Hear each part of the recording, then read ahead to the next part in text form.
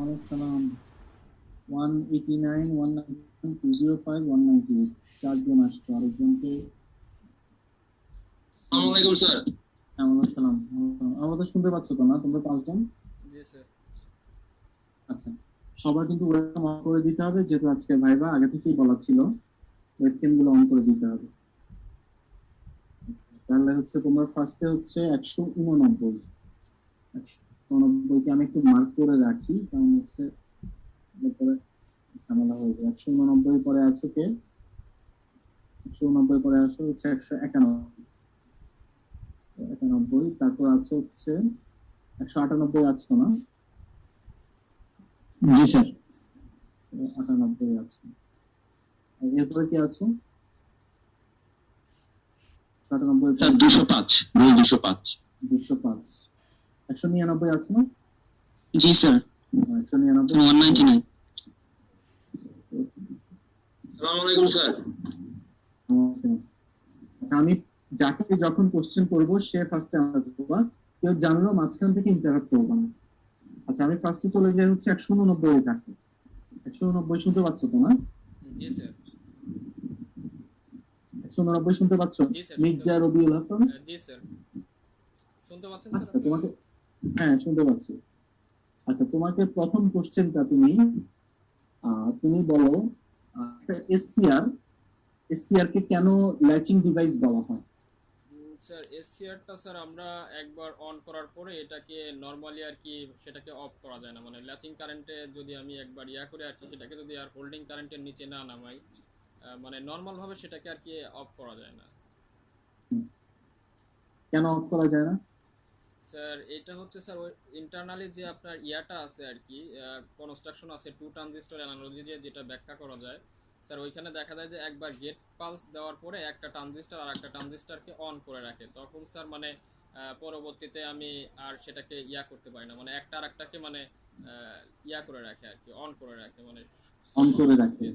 এটা কি একটা নাম দেওয়া হয়েছে, কি যেন অ্যাকশন, নামটা কি? স্যার কোনটা স্যার? এই প্রসেসটাকে ব্যাখ্যা করার জন্য একটা অ্যাকশন, একটা নাম দেওয়া হয়েছিল।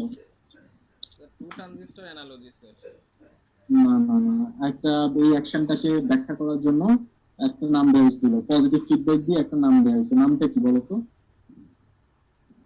রিজেনারেটিভ অ্যাকশন, মনে নেই? আচ্ছা হ্যাঁ, রিজেনারেটিভ অ্যাকশন অফ থাইরিস্টার। আচ্ছা, এরপরে আসি হচ্ছে 191 এর কাছে। প্রিয়জিৎ, শুনতে পাচ্ছ? জি স্যার। আচ্ছা, তোমার কাছে কোশ্চেনটা হচ্ছে একটা এসসিআর কে আমরা যদি নরমালি যদি সে টার্ন অন না হয়, ফরওয়ার্ড ডিরেকশনে বলো রিভার্স ডিরেকশনে বলো, দুই ক্ষেত্রেই একটা লিকেজ কারেন্ট ফ্লো করে। এই কারেন্টটা কেন ফ্লো করে? স্যার লিকেজ কারেন্ট, স্যার এটা ড্রিফট কারেন্ট ফ্লো করে স্যার, এর জন্য স্যার। এটা কেন? আর এই কারেন্টটা মানে লিকেজ কারেন্ট বলতে কি বুঝো? স্যার জাস্ট অফ থাকলো স্যার সার্টেন অ্যামাউন্ট, স্মল অ্যামাউন্টের কারেন্ট ফ্লো করে স্যার। তাহলে একটা জিনিস অফ থাকলো কেন কারেন্ট ফ্লো করবে? কেন? আমরা অফ করে দিলে কখনো কি কারেন্ট ফ্লো হয়? তাহলে এখানে কেন কারেন্ট ফ্লো করছে?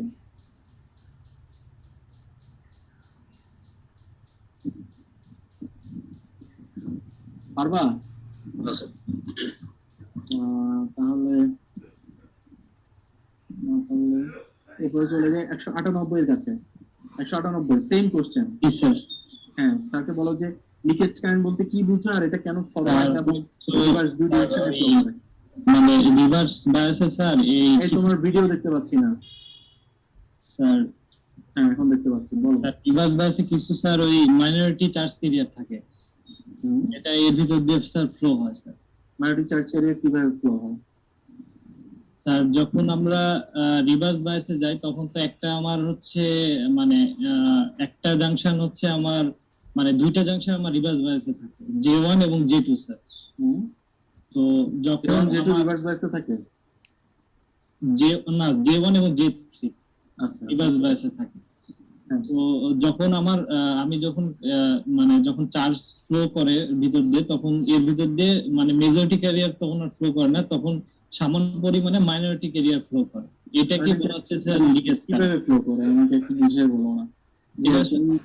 যখন রিভার্স বায়াস দিলা নরমালি ডিপ্লেশন লেয়ার বড় হয়ে যায়, ডিপ্লেশন লেয়ার বড় হইলে মায়োটিক ক্যারিয়ার, যেখানে ম্যাগনেটিক ক্যারিয়ার ফ্লো করতে পারছে না সেখানে মায়োটিক ক্যারিয়ার কিভাবে ফ্লো করে? স্যার ওই যে ড্রিফটের কারণে স্যার। ড্রিফটটা কিভাবে হয়? চার্জ ক্যারিয়ার আচ্ছা, ড্রিফটের এটা তো কারণে। বললো যে তোমরা রিভার্স বাইসে, ফরওয়ার্ড বাইসেও কেন এই কারেন্টটা ফ্লো হয়? আমার যতক্ষণ ডিভাইসটা টার্ন হলো না, তুমি এই যে থাইরিস্টারের আইভি ক্যারেক্টারিস্টিক্স কার্ভ যদি দেখো, ফরওয়ার্ড ডিরেকশনে যতক্ষণ সে টার্ন অন হয় না তবুও একটা লিকেজ কারেন্ট ফ্লো করে। রিভার্স ডিরেকশনে তো বুঝলাম যে মায়োটিক ক্যারিয়ার কেন ফ্লো করছে, বাট ফরওয়ার্ড ডিরেকশনে কেন ফ্লো করছে?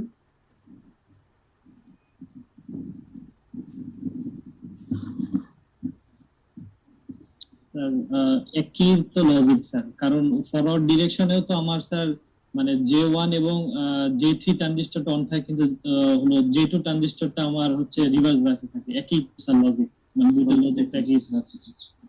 আচ্ছা, 199 আমিনুল। জি স্যার। স্যার আসসালামু আলাইকুম। হ্যাঁ, আসসালাম।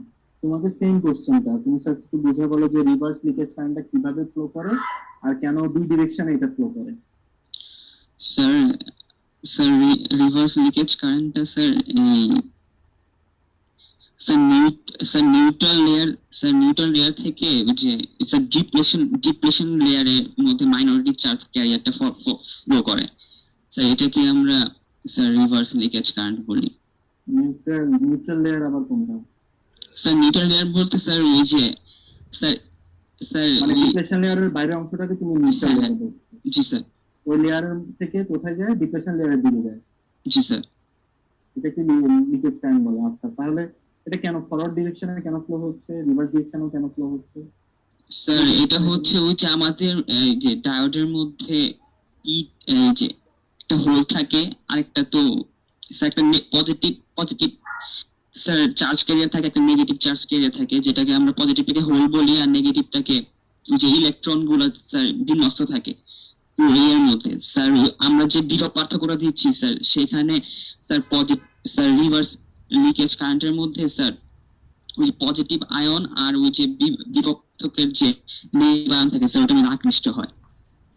তাই এই জি কারণে? জি স্যার। আচ্ছা, 205।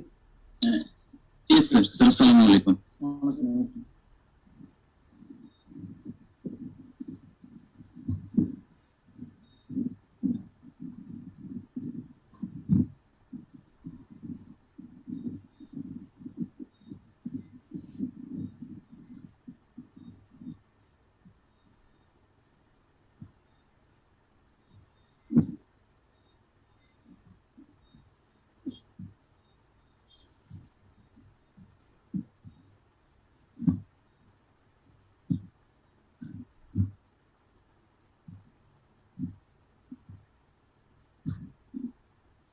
হ্যাঁ, 205। জি স্যার। আচ্ছা, তোমাকে সেম কোশ্চেনটা, রিভার্স লিকেজ কারেন্টটা কেন ফ্লো করে? স্যার ডায়োডে হচ্ছে স্যার দুইটা রেজিস্ট্যান্স থাকে, এর মধ্যে হচ্ছে স্যার একটা রেজিস্ট্যান্স ভেরিয়েবল থাকে। তো স্যার দুইটা রেজিস্ট্যান্সের একটা ভোল্টেজ সাপ্লাই দেওয়া হয়। তো কোন যখন diode? স্যার ইউজেটি আমি তো ইজিকে কোনো কোশ্চেন করিনি ও। এখানে। স্যার স্যার লিকেজ কারেন্ট তো ফ্লো হয় স্যার রিভার্স। আমি এসসিআর এর মধ্যে আছি এখন। এসসিআর এর মধ্যে কেন রিভার্স লিকেজ কারেন্টটা ফ্লো করে আর হচ্ছে কেন এটা ফরওয়ার্ড ডিরেকশন এবং রিভার্স ডিরেকশন দুই ডিরেকশনে ফ্লো করে? স্যার লিকেজ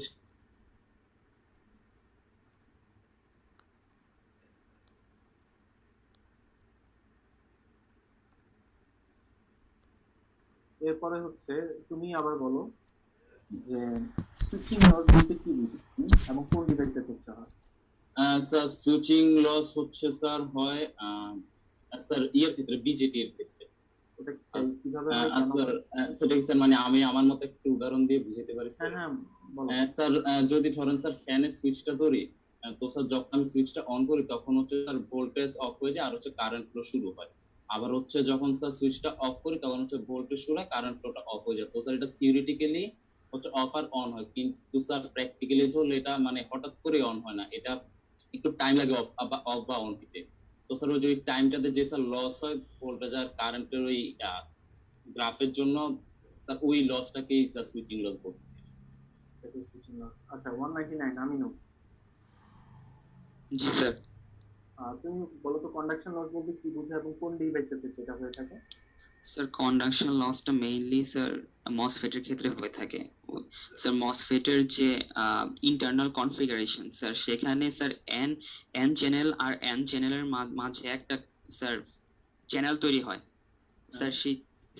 সেই চ্যানেলের মধ্যে স্যার রেজিস্ট্যান্সটা থাকে স্যার, ওইটাই হচ্ছে কন্ডাকশন লস। এই রেজিস্ট্যান্সের কারণে কন্ডাকশন লস হয় নাকি? জি স্যার। আচ্ছা 198, জি স্যার। তুমি বলো যে এই কন্ডাকশন লসটাকে আমরা কিভাবে এই কন্ডাকশন লসটাকে কিভাবে আমরা কমাতে পারি, বা এটা থেকে কোনো ইমপ্রুভ ডিভাইস আছে নাকি যেটাতে কন্ডাকশন লসটা কমানো যায়? আর এই কন্ডাকশন লসটা কমানোর মানে এই ইমপ্রুভ ডিভাইস হচ্ছে স্যার আমরা আইজিবিটি ইউজ করতে পারি।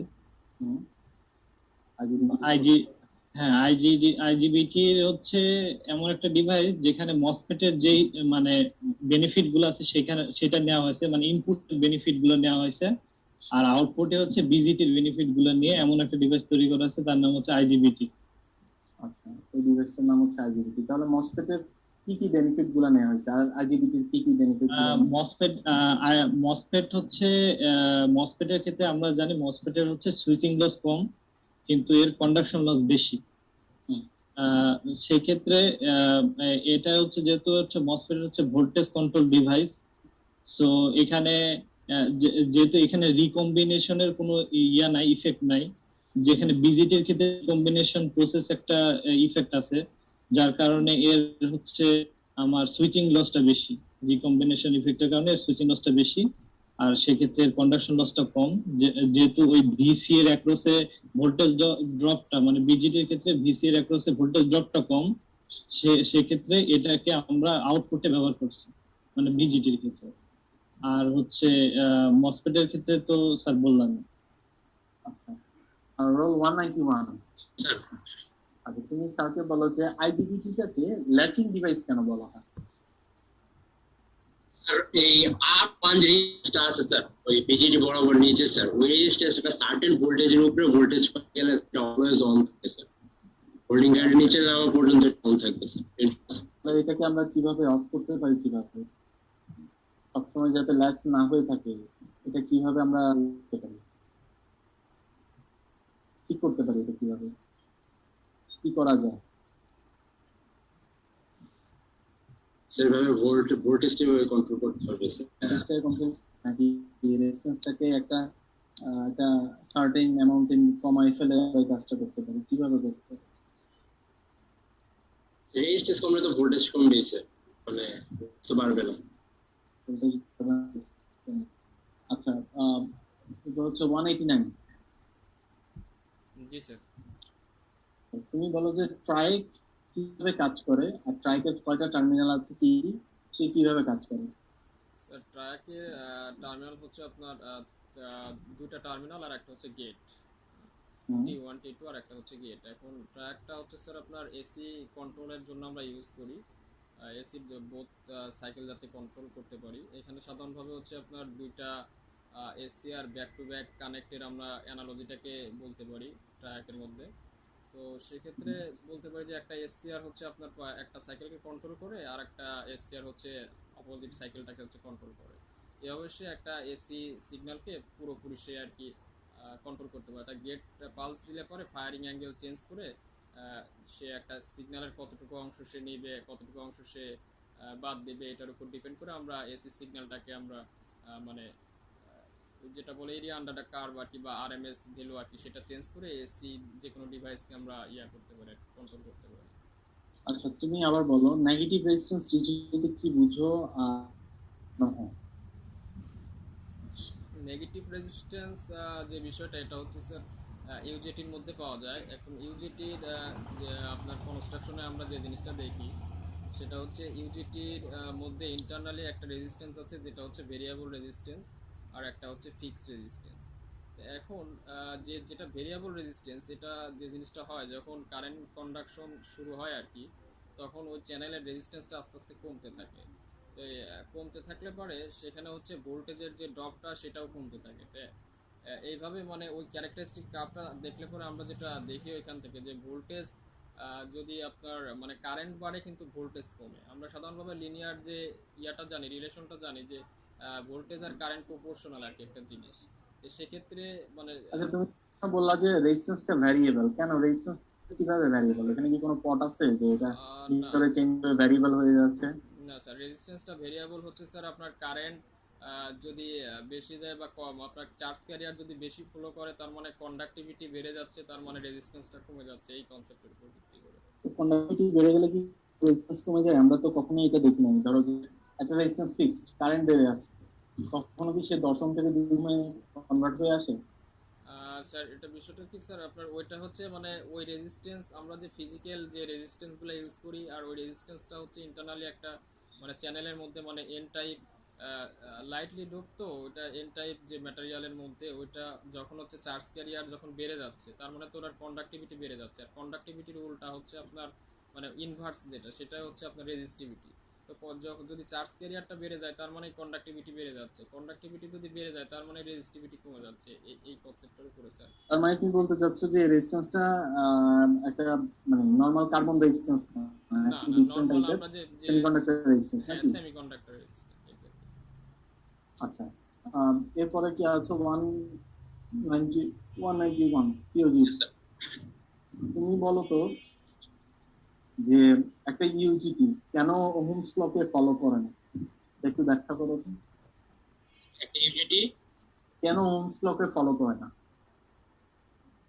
ইউজিটি ওহমস লকে ফলো কেন করে না? ভোল্টেজ ডিভাইডার রুলের মতো স্যার। আরবি1 আরবি2, আমি যদি আরবি1 এর ভোল্টেজটা বের করি তাহলে হচ্ছে বিআরবি1। তুমি জাস্ট আমাকে এটা ব্যাখ্যা করো যে ইউজিটি কেন ওহমস ল ফলো করে না, এটা ব্যাখ্যা করো। ইউজিটি ওহমস ল ফলো করে বুঝো তো? ওহমস ল ফলো করা মানে কি? যে আমি ভোল্টেজ বাড়াইলাম কারেন্টও বাড়লো, ভোল্টেজ কমাইলাম কারেন্ট কমলো, এটা হচ্ছে ওহমস ল, তাই না? ভোল্টেজ আর কারেন্ট সমানুপাতিক। এখন কেন ইউজিটিতে ওহমস ল ফলো করে না?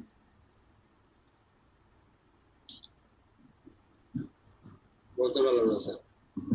আচ্ছা, 198 বলো তো।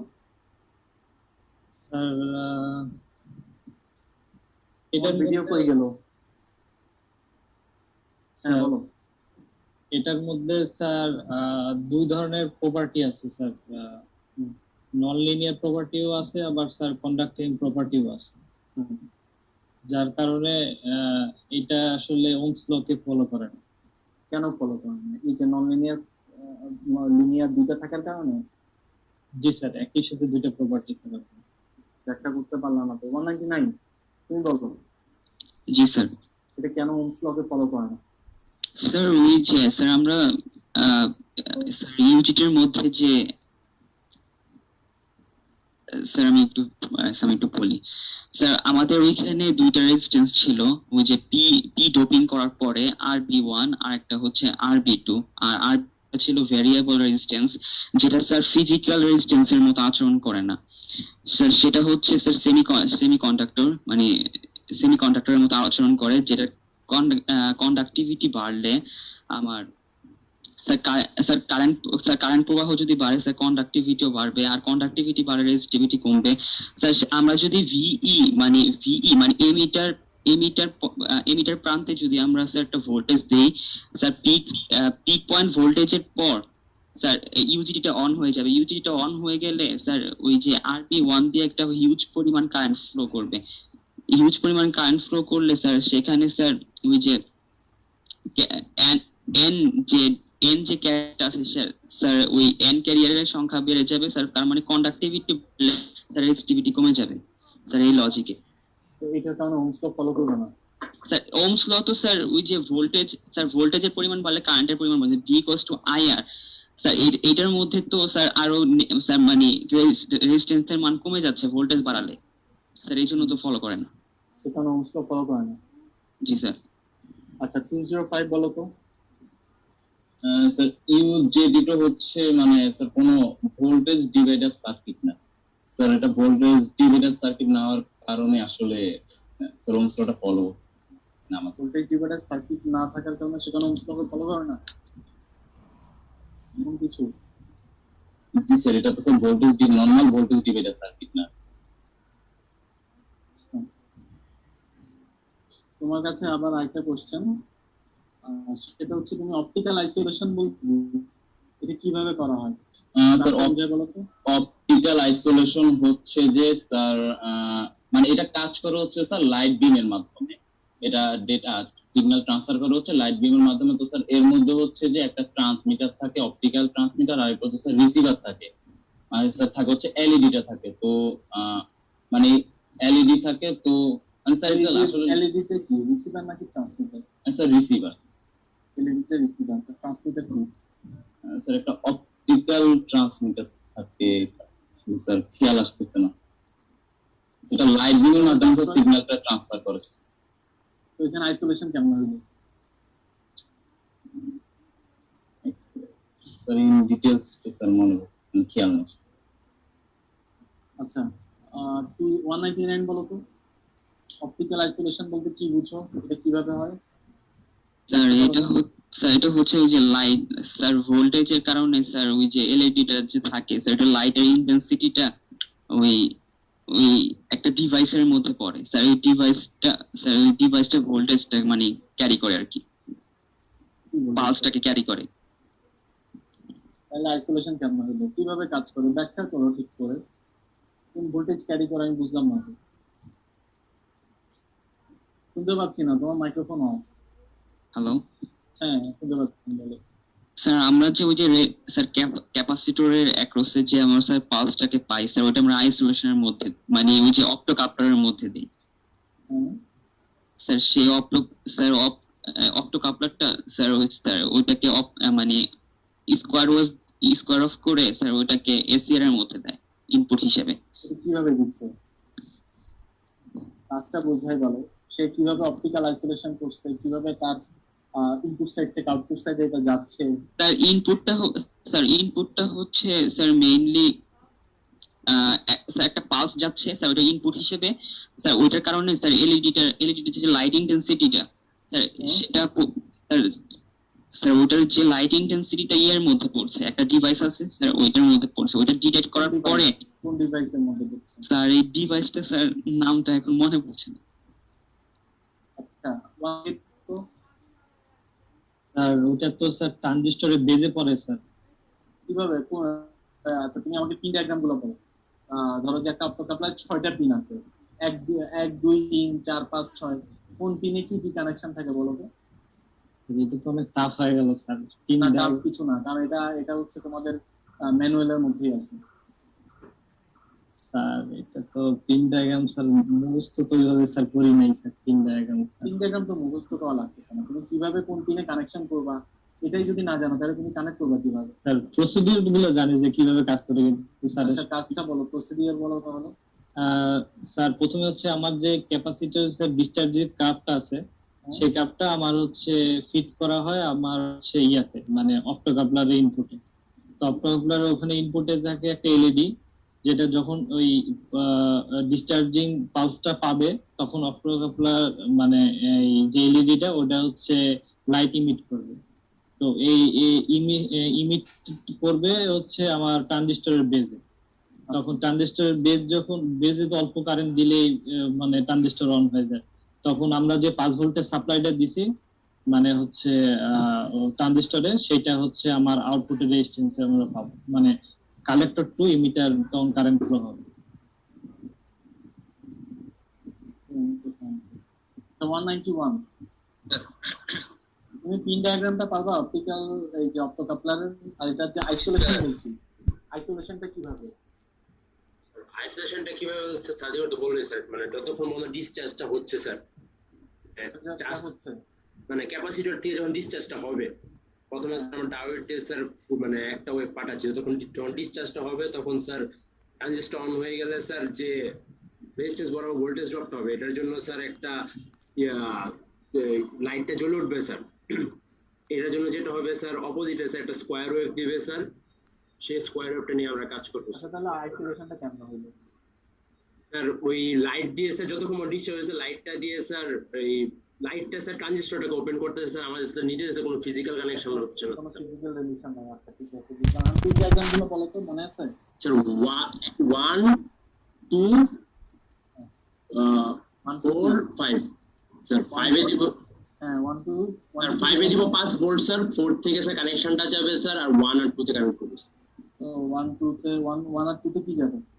স্যার। 1 এ স্যার পজিটিভ এই স্যার রেজিস্ট্যান্সের উপরে সেটটা স্যার 1 এ যাবে, নিচে সেটটা স্যার 2 তে যাবে, যেখান থেকে আচ্ছা 189 বলো তো।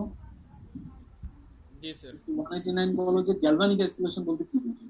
স্যার গ্যালভানিক আইসোলেশন হচ্ছে স্যার আপনার আমি যদি ট্রান্সফরমারের মাধ্যমে যদি আইসোলেশন করি আর কি, তখন স্যার প্রাইমারি থেকে সেকেন্ডারি ফিজিক্যাল কোনো কানেকশন নাই, কিন্তু দুটো সার্কিট মানে আলাদা ম্যাগনেটিক লিংক আপের মাধ্যমে সেখানে ইয়াটা আইসোলেশন হচ্ছে স্যার। আচ্ছা এটার যে টার্ন রেশিও কত ইস্টু কত হয় প্রাইমারি সেকেন্ডারিতে? এটা স্যার মানে আমি ডিপেন্ড করে হচ্ছে আমি আসলে কি চাচ্ছি। সাধারণভাবে যদি আমি সেম সিগন্যাল চাই 1:1, মানে আমি যা দিচ্ছি তাই পাচ্ছি। যা দিচ্ছি তাই দিচ্ছি। তুমি অপটো কাপলারের পিন ডায়াগ্রামটা বলতে পারবা? জি স্যার। এটা বলো। এখানে স্যার 2 আর 3 তে স্যার আমরা সিগন্যালটা মানে আমার আমি রেপ্লিকা করব আর কি, রেপ্লিকেশন করব সেই 2 আর 3 সিগন্যালটা। তে নাকি 1 আর 2 তে? স্যার ও সরি স্যার 1 আর 2 তে জি স্যার, যে সিগন্যালটা আমি রেপ্লিকেট করব সেই সিগন্যালটা স্যার আমি ওখানে দিচ্ছি।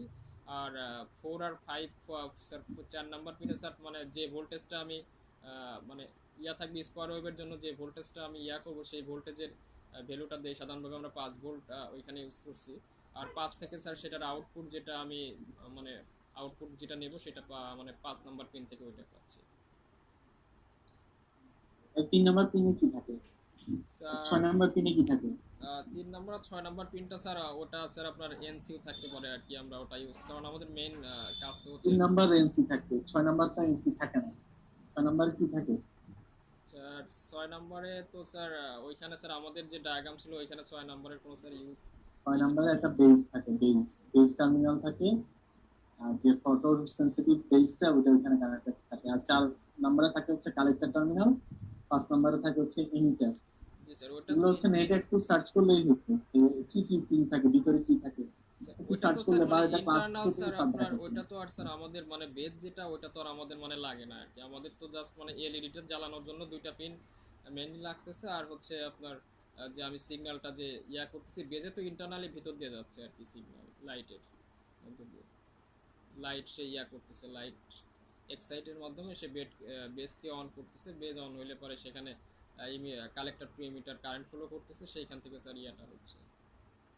তুমি আমাকে বলো এখন যে ধরো যে আমরা এসি ভোল্টেজ কন্ট্রোলার, ঠিক আছে? জি স্যার। এই সার্কিটটার মধ্যে মনে আছে এই সার্কিটটা? জি স্যার মনে আছে। আচ্ছা আমরা এখানে ডিফারেন্ট টাইপের আইসোলেশন কেন ইউজ করছি, যে ডিফারেন্ট পাওয়ার সাপ্লাই আইসোলেশন। যে প্রথম সার্কিট আইসোলেশনের জন্য আমরা ইউজ করছি ট্রেনার বোর্ডের ভোল্টেজ আর গ্রাউন্ড, আর পরেরটাতে ইউজ করছি হচ্ছে আমরা ডিসি পাওয়ার সাপ্লাই ভোল্টেজ আর গ্রাউন্ড। আমরা সেমটা ইউজ করলে কি প্রবলেম হতো? Same DC power supply use করলে স্যার এখানে যে প্রবলেমটা হতো স্যার ওই যে আপনার এখানে তো আমরা দুইটা এসসিআর ইউজ করছি স্যার। ওই এসসিআর এর যে আপনার গেটের যে সিগন্যালগুলো দিতে হয় আর কি, ওটা তো আবার পরে যা ক্যাথোডের সাথে মানে ওইটার গ্রাউন্ড দিয়ে কমপ্লিট করতে হয় সার্কিট। তো সেক্ষেত্রে প্রথম এসসিআর এর গ্রাউন্ড যদি মানে একটা এই পাশে আর একটা হচ্ছে ওই পাশে, এখন দুইটা যদি একই সোর্সের থেকে আসতো তার মানে তাদের গ্রাউন্ডও এক, আর দুইটার গ্রাউন্ড যদি এক হয় তার মানে এই পাশ আর ওই পাশটা হচ্ছে শর্ট। দ্যাট মিনস হচ্ছে আমার আলটিমেট যে আমার পুরো কনফিগারেশনটা একটা ওয়্যারের মতো আচরণ করতেছে, সেখানে আমি এসসিআর কে কোনোভাবে করতে পারতেছি না, সার্কিটের কন্ট্রোলই আমার হাতে নেই। এই জন্য স্যার কোনো কন্ট্রোল আসতেছে না। জি স্যার। এখন তাহলে আলটিমেটলি কি আসতেছে, যা ইনপুট দিব তাই আউটপুটে পাবো? স্যার ওটা ওই যে ট্রান্সফরমারের টার্ন রেশিওর মতো আর কি, যদি ওই রকম থাকতো তখন হচ্ছে আমি হ্যাঁ ওটা একটা লাইনের মতো আচরণ করতো, এই সাইডের থেকে ওই সাইড কোনো পাইতাম না। আচ্ছা এরপরে 191 বলো তো। Yes sir. আচ্ছা আমরা এর আগের সার্কিটটাতে ফুল ওয়েভ কন্ট্রোল রেকটিফায়ার, এই সার্কিটটাতে আমরা same DC power supply use করছি কেন? জি স্যার। স্যার এখানে sir common cathode system sir, একটা বেস দিয়ে কানেকশন করে দেওয়া যাচ্ছে, এর জন্য স্যার আলাদা করে দুইটা সোর্স দেওয়া লাগছে না। আচ্ছা এই গ্রাউন্ডটা কোন গ্রাউন্ড, এটা কি সাপ্লাইয়ের গ্রাউন্ড নাকি হচ্ছে আমার হচ্ছে এই যে ডিসি সোর্সটা যেখান থেকে নিয়েছি স্যার ওই গ্রাউন্ডটা? তাহলে সাপ্লাইয়ের গ্রাউন্ড কোনটা?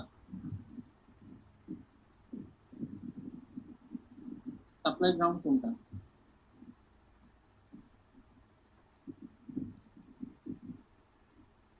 যে সাপ্লাই আসছে যে সাপ্লাইয়ের গ্রাউন্ড কোনটা তাহলে?